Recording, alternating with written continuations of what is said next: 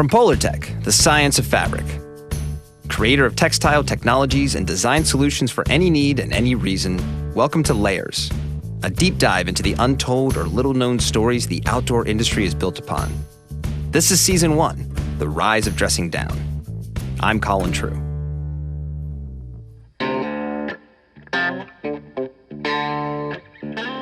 I need to start the first episode of Layers with an admission.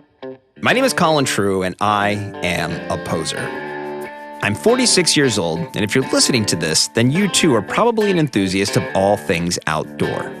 I've ridden bikes up and down mountains, backcountry skied, surfed and kayaked on multiple oceans. I've climbed rocks and ice and sandpapery plastic walls, run adventure races and ultramarathons, slept in and out of tents, deep in the woods or next to rivers. If the outdoors are an important part of your life, then your outside CV probably reads a lot like mine. You've tried it all, you have your favorites, and if you go more than a couple of days without some time on the trail, you start to go a little stir-crazy. But I'm not bragging here because I'm a poser, and I'm here to take back that word and make it okay to be a poser. I didn't grow up doing anything outside that I like to do now. As a kid, outside of a handful of Boy Scout camping trips, I was a card-carrying member of Generation X. I hung out in my room. I played with Transformers and G.I. Joes and watched He-Man and Thundercats. I played Atari and then Nintendo, and when I did go outside, it was to ride bikes with friends or play backyard football. I count the movie Singles as a transformative piece of cinema, and I don't mean that in an Eddie Haskell kind of way. But then the outdoors became cool. I first noticed this in the early 80s when my older brother had to have an Ocean Pacific t-shirt. We lived 3 hours from the coast, and no one in our family surfed, but as the brand du jour in 1981, it was a must-have for him. Not long after that, fleece jackets started turning up under the Christmas tree, and that's when I became a poser. Because as much as I started becoming interested in doing outdoor sports, I was as much vested in looking like I did outdoor sports. To the core enthusiasts, poser has always been a dirty word. I once had a colleague suggest that a certain outdoor brand should change their tagline from "never stop exploring" to "never stop posing" because of how big they had gotten. The implication being they had strayed too far from their roots despite the army of legit guides and experts that use their products. But I'm here today to tell you that it's the posers who deserve all the credit for why we as outdoor enthusiasts have all the clothing and gear options that we do. Not only that, but because of the wannabes, we now live in a world where we can wear just about anything, anywhere. The casualization of the world is a direct result of the rise of the outdoors as a trend. And the outdoors became a cool trend because of posers like my big brother who wanted to rep a surfing brand in cow country. And that's the point of Layers, to unpack the really big and important questions like, how should I care for my lofted fiber? Or, how do we get to dress so comfortably?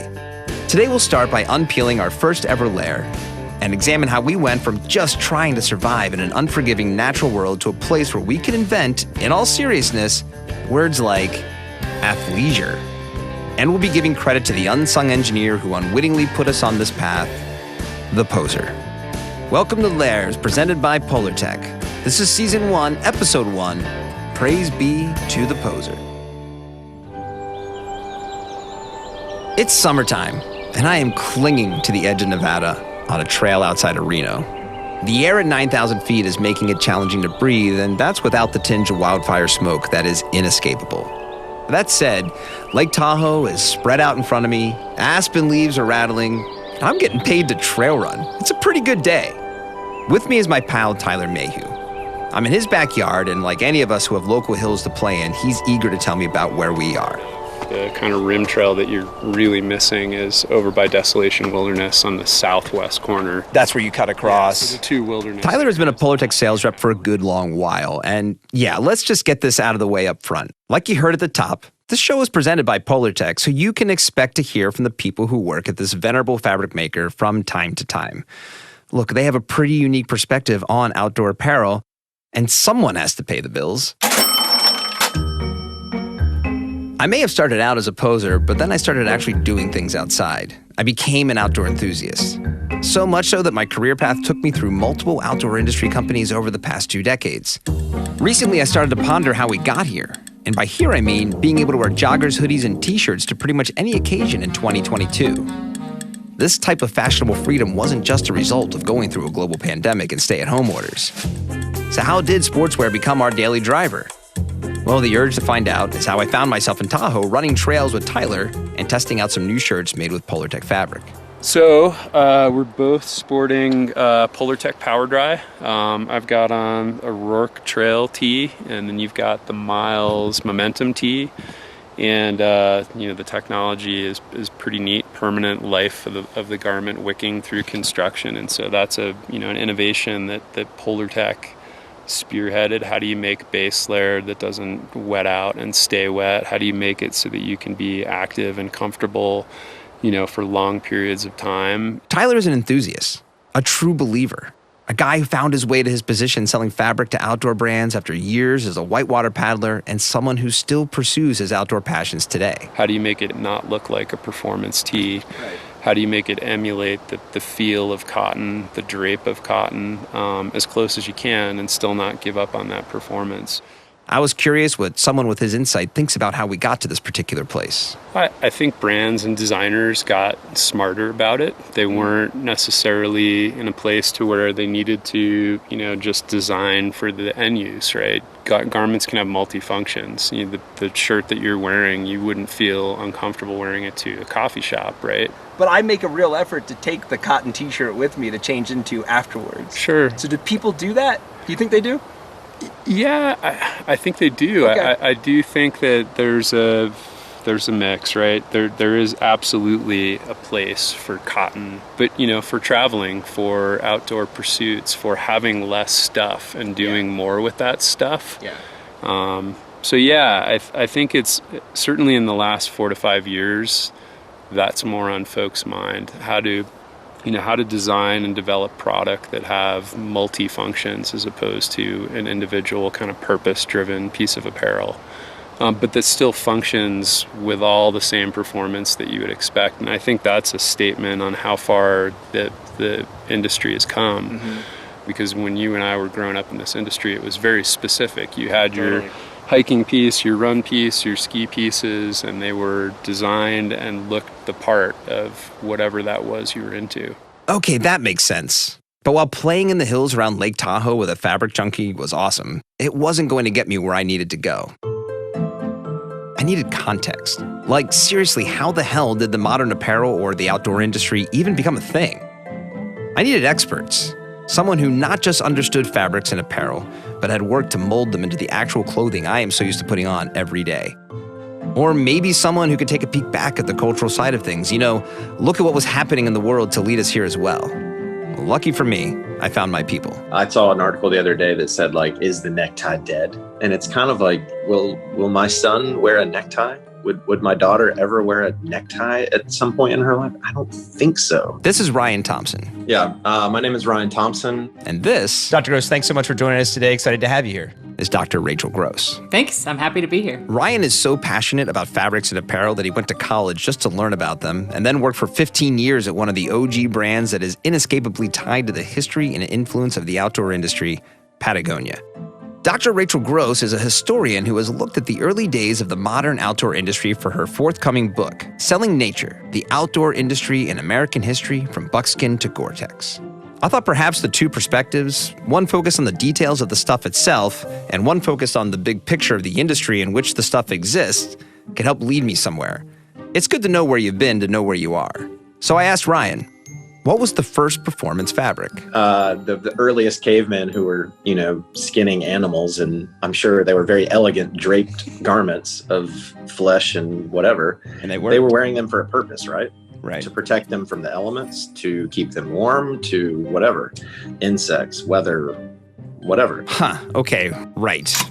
Big light bulb moment over this dumb guy's head. When you think about it, until we got to a place in society where we had the means to have both work and play clothes, everything was rooted in performance. In terms of the history, I think it just became, as what your environment provided you. Agriculturally, what could grow there. I mean, cotton wasn't a staple product until colonialism took over the world. It was a very much a niche product in Southeast Asia and parts of the New World, but not to the extent until after colonialism. Back in the day, we didn't have the capabilities that modern manufacturing and fibers have afforded us. But each time a culture took a step forward in how they dressed, it was typically to address a new way of keeping themselves warm, dry, cool, or safe. So really the question is, What led to the ability to have performance fabrics? That's the big question is people improved manufacturing techniques where you could make things faster, cheaper, anything from the cotton gin to the sewing machine. Those things allowed what was previously only available to the very, very rich to become more and more available. And as people went from wearing horrible, stiff, rough fabrics to nice, supple, warm fabrics, like it's hard to go back. Right. So I guess what would you consider then like the first fabrics or the first textiles that sort of would eventually pave the road maybe to what we consider to be modern performance fabrics, right? When did you start seeing things where you're like, maybe it was not being applied in the same way that we would today? I mean, is it wool? Is wool the easy answer here? I think wool's probably the easy answer. I think people were certainly weaving muslin fabrics, really loose, open weaves based on where they lived. So it's hard to not call those performance fabrics as well. People living in the Middle East have been weaving, the right combination of density and coverage in order to provide themselves protection from an extremely sunny environment. So we can look into the history of when those certain techniques were starting to be done, but it's really hard to say what's a performance textile versus wool is a performance fiber, right? Right. So it's when did you gain the knowledge or the mastery to turn that fiber into a spinnable yarn? So you can talk about when was the spinning frame introduced, or the hand spinning loom, or spinning wheel rather. We're getting into Rumpelstiltskin stuff here. Okay, we could spend hours talking about the history of textiles, how we learned to spin fibers, and apply that knowledge into the construction of new materials. But for our purposes here, I'm starting to see a roadmap to the technical innovations that lead to a closet full of cheap 5K tech tees. But there needs to be inciting instances along the way that helps drive the creation of these new fibers and fabrics. We don't get the creation of $1 billion outdoor industry just because someone figured out that shearing a sheep and spinning the fibers makes for a sweet sweater. So, how did we find our way outside for fun? That's where Dr. Gross comes in. The rise of outdoor recreation happened in the middle of the 19th century for most people. It began at that time. And it coincides in the United States with the process of urbanization. So as more Americans move to cities and take on new kinds of work, sometimes in factories, but sometimes also in office buildings in growing big cities, especially on the eastern seaboard, they have more time for recreation.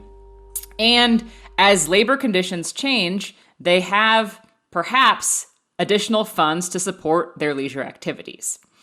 And so many Americans in the late 19th century looked to experiences outside in nature with nostalgia. They're thinking, we can get back to some better way we used to be by returning to nature for a short time, for a vacation, for a camping trip, for a hunting trip, something like that. So the outdoor industry grows in response to this urge to get back to nature in the middle and end of the 19th century. So, for much of our history, anything new and effective we created served to protect us from the environment we were forced to live in. It wasn't to extend our good time outside. It's not until a more urbanized late 19th century that we start looking for ways to have fun on a regular basis. But it's really a developing industry. It's nascent. It's not there yet in a coherent way. And in the buckskin era, many outdoors people, the majority of whom were wealthy white men from the East Coast, turned to the labor of Native American women who knew how to sew buckskin suits. Buckskin had this association of being of the old frontier past. It seemed authentic. It seemed like it worked really well in rugged environments. And so it wasn't just that it made sense functionally. It was that even in the 19th century, Americans thought buckskin represented an America of the past that they wanted to hold on to, especially of white American manhood proving itself on the frontier. And so throughout the rest of the story that I tell in my book and that we'll talk about, the technology changes. Buckskin gets supplanted by a succession of natural and then synthetic fibers. People's ideas about what kinds of clothes they need, what equipment they should carry on their pack or leave behind totally changes. But this notion that outdoor clothing and equipment is about both function, what it does for you, but also what it says about who you are, about your identity, remains throughout this entire period. This is a major turning point in our culture as it pertains to how we view the outdoors. people starting to look for ways to go outside for aspirational and recreational purposes. But there is something else going on here with the story of the buckskin suit. And that something would ultimately set us on the path to where we sit in 2022. Because clothing is partly always about identity. I don't think that's exclusive to outdoor recreation at all. I think there's a strong concern from wearers that it might signal the wrong kinds of things about their expertise, about the knowledge they have about the outdoors, or even how to build a campfire, things like that. So I've read in the 19th century guidebooks many concerns that if you wear your buckskin suit in the wrong way, if you have the wrong kind of fringes, or perhaps too many fringes, that it might signal your greenhorn status, the fact that you're a beginner who doesn't really know what he's doing. And this was really deeply concerning to the people who were buying buckskin suits from Native women, who were eager to show that they in fact knew how to make a buckskin suit and wanted to show off their expertise in the outdoors. And so that was a really big concern. And a lot of the guidebooks recall on these frontier towns, at the jumping off point near an well-known recreational space, a lot of people in very clean, very sharp buckskin suits, looking clearly like they just got off a train. And there it is, ladies and gentlemen, the origin of the modern outdoor industry poser. I even bet that peeking out from under that buckskin suit was a button-down plaid shirt. And now, a word from our sponsor. Hi, I'm Colin True. You might remember me from such podcasts as The Roadside Attractions of Salunga, Compost Treasure Hunt, and this one. Today's episode is brought to you by Polartec Power Air. Do you value warmth but hate shedding fibers? Then Power Air may be for you. As the first fabric engineered to resist fiber shedding, you can wear your Power Air garment with the smug superiority, knowing that you're better than everyone else. Power Air, the fabric for winners. And now, back to our show.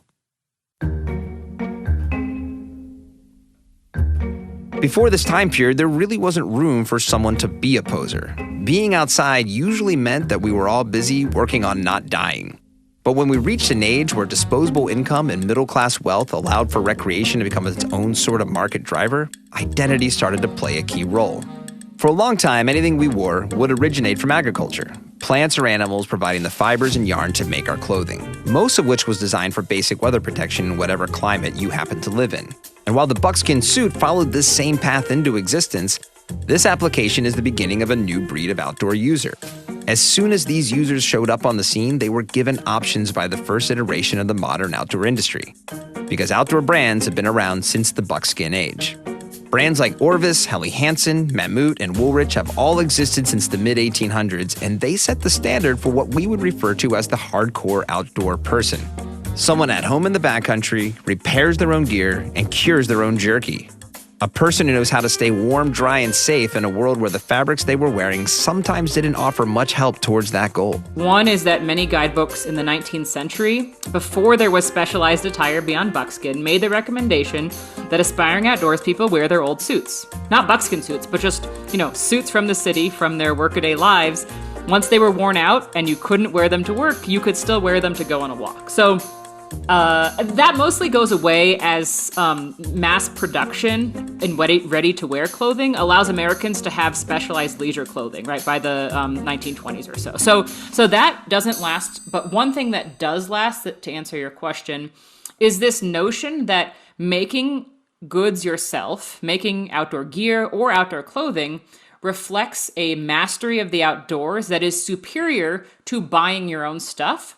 That notion is as old as outdoor recreation itself. It dates back to the buckskin era, when a lot of men talked a very big game about sewing their own buckskin suits and hid the fact that they actually had purchased them from the native women who did know how to sew them. And you can see that attitude reflected in many different eras of the history of outdoor recreation. So, for instance, in the 1970s, the Frost line and other brands that sold do-it-yourself sewing kits sold this notion that, not only is it cheaper to sew your own down vest, which it absolutely was, but it also reflects a kind of craft skill. If you combine what we've heard from both Rachel and Ryan, it adds up to a pretty powerful lesson about the ingenuity of humans. First, we spent a long time finding new and innovative ways to improve our safety and be more comfortable in harsh environments. Can you imagine the first person to shear a sheep? Just the nasty. I mean, have you seen a sheep Oh, shearing? yeah. Even with modern technology, there's quite a bit of processing involved. Then there are those who don some buckskin and start seeking their fortune, either because they have the means and it sounds cool, poser, or it helps them reconnect with an earlier part of their lives, nostalgia. Many of the people who are looking to recreate the homosocial, which means kind of experience they had with their male friends during the Civil War, sought out camping as a way to do that because it mimicked some of the best parts to them of the camp life and the fighting life without all of the violence. And so you see that some of the early authors of guidebooks to the outdoors are military veterans. That doesn't necessarily mean that they were using Civil War issue uniforms or tents, but I think that's possible that there's an overlap. And it snowballed from there. Familiar names like Abercrombie & Fitch, L.L. Bean, and Filson all popped up at the end of the 19th century to fill the needs of the growing populace of outdoor-seeking consumers. Once we get into the early part of the 20th century, our buckskin and wool options expand considerably when the former gunpowder producer, DuPont, starts making big leaps in the manufacturing of synthetic yarns and materials. Most notably, neoprene, nylon, and polyester all come to life in the 1930s. You can argue that every step forward for performance apparel was a direct result of those breakthroughs. Innovations like wetsuits, synthetic pile, and waterproof laminates all become possible. By the time we reach the 1970s, things really start to pay off with two key fabric innovations: Gore-Tex, and most importantly to the sugar daddy of this podcast, Polar Fleece, the original brand name of the first widely wearable synthetic fleece. With these technologies, more people were able to enjoy being outside, or at least look like they do. In between the buckskin era and the age of performance fabric, another trend arose that would influence not only how we dress today, but how we connect with our inner dirtbag in order to feel a part of an authentic lifestyle. It's a trend that might surprise you because, well, it doesn't involve dirt at all. Surfing. That's a layer we'll dig into in episode 2. For now, I'm back in Nevada, on the trails these buckskin-wearing posers once set out on. A path that resulted in guys like Tyler and I mountain biking above Lake Tahoe, wearing amazing technical shirts that, yes, we can also wear to the coffee shop. Wait, was that your first fleece, though? Was that the one you're talking about? Was that your first fleece, you think? Or was there one before? I had a Patagonia Retro X. That's the first one I can remember. Actually, I take that back. I had a Chuck Roast. No way. Snap tee. I was a New England kid. And that was probably my first piece. Because at the end of the day, it's really about getting outside with your buddy and talking shop. We'll see you next time. This episode was produced at Digital One in Portland, Oregon, written by Colin True and David Karstad, produced by Colin True, directed by David Karstad, engineered by Eric Stolberg, and assisted by Tristan Schmunk. I'm your host, Colin True. Layers, presented by Polartec, is a production of Rockfight LLC.